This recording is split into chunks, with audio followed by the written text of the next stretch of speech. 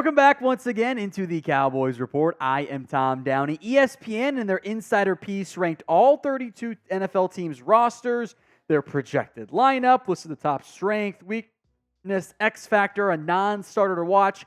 We'll break down all of that for you on today's show. Maybe most notably, the Cowboys had the number 6 ranked roster according to ESPN. The Niners 1, Chiefs at 2, Ravens 3. Not many surprises there. The Jets are 4. Kind of interesting.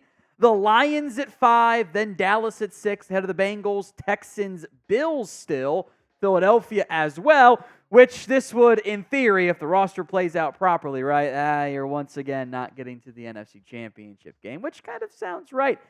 6 maybe a little high with the way things went this past offseason.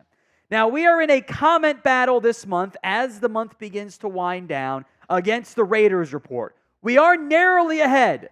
Let's step on their throats. Everyone type C in the comment section and make sure we take down the Raiders this month. Before we get to the projected lineups, the overall roster outlook. And in what I thought was fairly interesting, ESPN lists the biggest strength for the Cowboys as their edge rushing rotation group. Here's what Mike Clay wrote. One of the league's top defenders, Micah Parsons, has led the position in pass rush win rate each of the past 3 seasons. In fact, since Parsons' arrival in 2021, Dallas sits first in pass rush wins with 809 and 5th in sacks and just 3 behind first. DeMarcus Lawrence is now 32 years old but hasn't lost a step. He posts one of the top tackle rates and pass rush win rates among edge rushers last season. Sam Williams is back as solid depth, and the team added Marshawn Nealon in the second round of April's draft. If we're counting Parsons as a pure edge and maybe getting to rotate in Chauncey Golston Jr. for Hilco, I don't mind this. You could almost, if Lance ends up being a piece, you could maybe argue quarterback would have been a short-term viable option there. But even then, I think you want to wait more towards the top end, and Parsons is a better pass rusher than Dak is quarterback. I think all of us, I hope, would agree with that there. So I don't mind edge being the pick in terms of the biggest strength. Biggest weakness was running back. I might argue defensive tackle, by the way, because that room is thin, and I am very much worried about it. But here's the argument from ESPN's Mike Clay. This wasn't a tough choice for a pretty good Dallas roster that very clearly decided to deprioritize running back this season. Out is Tony Pollard, in is soon-to-be 29-year-old Ezekiel Elliott as the lead back. Elliott is a franchise legend, but he's no more than the football equivalent of an innings eater at this point in his career. That was further evidenced in New England when he posted his 4th straight season with below-average yards per carry and yards after the catch marks. I think he meant after contact, but still. Additionally, there's not much to get excited about behind Elliott, Rico Dowdle, 179-pound Deuce Vaughn, and Royce Freeman. I actually might argue that Rico Dowdle is a better runner at this stage of his career than Ezekiel Elliott, although it's not like either guy's going to be massively involved in the same workhorse way we've seen Dallas use backs previously. So when it comes to the Cowboys roster, obviously ESPN has them 6th. Where would you rank them among rosters in the NFL? Maybe the overall rankings is a bit higher, knowing that there could be some debilitating flaws at 1 or 2 spots that kill you. Where would you rank the Cowboys roster? Go vote at the pinned comment of today's show. The 2024 X Factor was actually 2 players. It was the rookie offensive lineman, Tyler Guyton and Cooper Beebe. Here's what Seth Walder of ESPN wrote. Assuming they start, they'll play a critical role in protecting quarterback Dak Prescott. And it's a bit of a scary proposition for a team with Super Bowl aspirations. Most rookie offensive linemen, even first-round picks, are below average in year 1. Dallas needs its picks to overcome the odds. I do think being alongside Tyler Smith, potentially for Guyton, and potentially being in between Smith and Zach Martin might benefit BB as well. But I do think that's a valid point to make. There has to be proper expectations for the rookie offensive lineman. I think that's especially true early on in the year, and maybe things really get going for that unit, which has the potential to be better and also worse than it was last season in terms of as the year moves along. What I disagree with the most is this. The top non-starter is DeMarvion Overshown, the linebacker. That's not because I don't like Overshown. I do. In fact, I like him more than Damone Clark. Here's what Aaron Schatz of ESPN wrote. The Cowboys' 2023 third-round pick didn't see the field as rookie because of a torn ACL in the preseason. He's a patient linebacker with elite speed and strong, safety, awareness and coverage. Don't be surprised if he's getting snaps ahead of Damone Clark by midseason. I'll take it a step further. I think Overshown should start day one. Look, that does assume that he's back and he's healthy and returns to performance and not just return to play.